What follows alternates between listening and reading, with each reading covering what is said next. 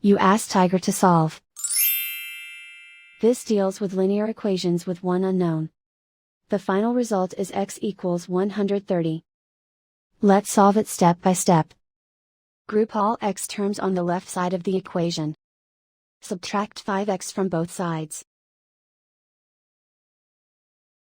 Group like terms. Simplify the arithmetic.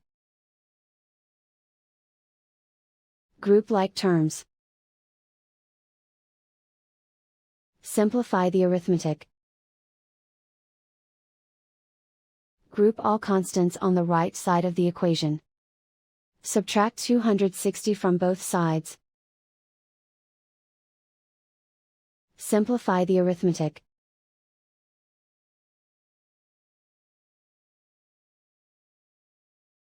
Isolate the x. Divide both sides by 3. Simplify the fraction. Find the greatest common factor of the numerator and denominator. Factor out and cancel the greatest common factor.